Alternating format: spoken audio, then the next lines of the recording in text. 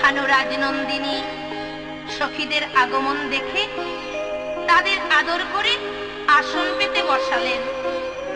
বসায়ে বলছেন, শ্যামলা, বিমলা, তোরা আমার মন্দিরে এসেছিস, তোদের বদন দর্শন করে না আমার ভীষণ আনন্দ হচ্ছে। কেননা তোরা হলি হরি ভক্ত। শুনেছি কেউ যদি প্রভাত কালে হরি ভক্তের বদন দর্শন করে তার দিন নাকি অতি শুভ হয়। তাই মরমিরে আজ প্রভাত কালে তোদের মতো হরি ভক্তের বদন দর্শন করে তাই আমার কি মনে হয় জানিস, আজ দিন তো আমার ভালোই যাবে। দিন তো আমার ভালোই যাবে। বলি কৃষ্ণ ভক্তি বদন দেখলাম, দিন তো আমার ভালোই যাবে। প্রভাত কালে কৃষ্ণ ভক্তে বদন দেখলাম, দিন তো আমার ভালোই যাবে। শ্যামলা, তোরা প্রভাতকালে আমার মন্দিরে এসেছিস, বল মরমি আমি কি দিয়ে তোদের আদর জানাবো? তখন সখীগণ বলি, রাই মুখ দেখি হইয়া মহাসুখী কহে কৌতুক কথা। কিবারাই মুখ দেখি হয়ে মহাসুখী কহে কৌতুক কথা। রজনী বিলাস শুনিতে উল্লাস, রজনী বিলাস শুনিতে উল্লাস, রজনী বিলাস শুনিতে উল্লাস, অমিয় অধিক গাথা, অমিয় অধিক গাথা। এবার রজনী বিলাস শুনিতে উল্লাস, অমিয় অধিক গাথা, অমিয় অধিক গাথা। একবার প্রকাশ করে বলে গধনি, একবারে প্রকাশ করে বলে গধনে, বলি গত নিশীতে কেমনে ছিলি, প্রকাশ করে বলে গধনি। ও তুই কত নিশীতে কেমনে ছিলি, আমরা শুনে শ্রবণ ধন্য করি, কত নিশীতে কেমনে ছিলি, শুনে শ্রবণ ধন্য করি। কত নিশীতে কেমনে ছিলি। সখীগণ বলল, রাধে তুই হলি হরিমতি, তাই হরিমতির বদনে দুটি কৃষ্ণ আমরা বড় আশা নিয়ে এসেছি। তুই একবার সেই বিলাসের কথা আমাদের কাছে বল। এইবারে রাধারানী হাসে পরিহাসে রসের আবেশে মগন হইল রাধা। চণ্ডীদাসের বাণী মিশিল কাহিনী শুনিতে লাগয়ে সাধা।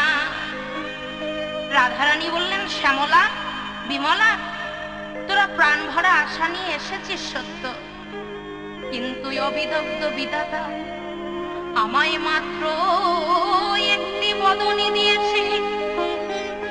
এই এক বদনী আমার বধুর ভালোবাসার কথা আমি কিভাবে তোদের কাছে বর্ণনা করব?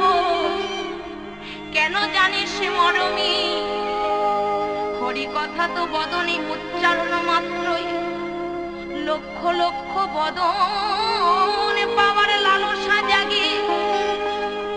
তাই তোরা আমায় একটু আশীর্বাদ করিস, আমি যেন তোদের কাছে কৃষ্ণ ভালোবাসার কথা বলতে পারি। এবার রাধারানী কৃষ্ণ বদন খানি খেয়াল জাগ্রত করে রজনী বিলাসের কথা বলতে শুরু করলে। শ্যামলা রে, আমার বধূ কি করে জানিস? তোরা মনোযোগ দিয়ে শোন। আমার করে ধরি প্রিয়া মরে,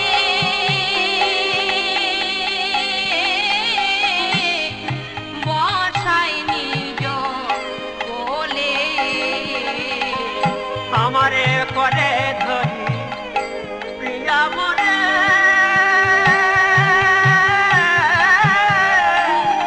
বাসায় নিজ কোলে। আবার সুগন্ধি চন্দন অঙ্গে লেপয়ে মোরে।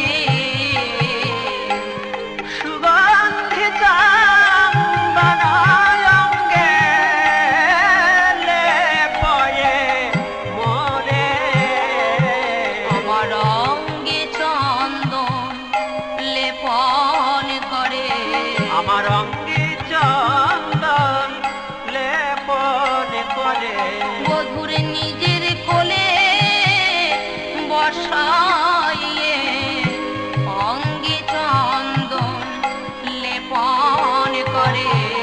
বধুর নিজ কোলে বসাই রে, বলি না জানি কত আশা নিয়ে, নিজ কোলে বসাই রে, না জানি কত আশা নিয়ে।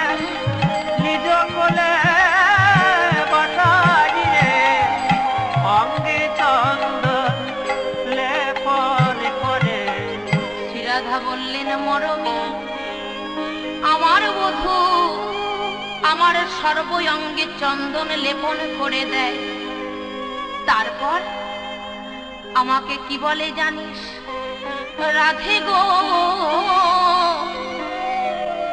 আমি কি দিয়ে তোমার সেবা করি? আমি কি দিয়ে তোমার সেবা করি? তুমি বৃষ ভানু রাজার ছিয়ারি, বলো কি দিয়ে তোমার সেবা করি? তুমি বৃষ ভানু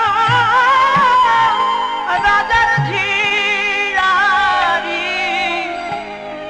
আমি কি দিয়ে তোমার সেবা করি? এদিকে লীলার পাশে দাঁড়িয়ে বৈষ্ণব পদকর্তা বললেন, হে গোবিন্দ, আমাদের রাধারানী শুধু রাজার ঝিয়ারি নয় গো, কেননা অল্প ভাগ্যে অবৈরাগ্যে মিলিবে কি সেই শ্রী রাধাই? সে তো নয় সামান্য রমণী, রমণীর শিরোমণি। শোষণ মা সুচিত্তা নিমূলে সাধ্যাত্রী বলায়াকারী, মূলাধারে পারি ভূমি। যোগী যোগী জাগাইয়া দেখে তার লীলার ধূম। কথাই বলিলে বুঝিবে কেতা, না জানে গণেশের পিতা। স্তব্ধ বেদে পুরাণ গীতা, যে রাধার গুণ বর্ণনায় পরম ব্রহ্মের পরাশক্তি ধরে আল্লাদিনী নাম। স্বভক্তির বিনোদিনী, সে যে অভক্তির প্রতিবাদ। বৈষ্ণবে কবি বললেন, তারে না ভজিলে মিলিবে কি সে? তারে না ভজিলে মিলিবে কিসে? এই বৃন্দাবনে বসে বসে তারে না ভজিলে মিলিবে কি সে? এই বৃন্দাবনে বসে বসে জয় রাধে কৃপা করো বলে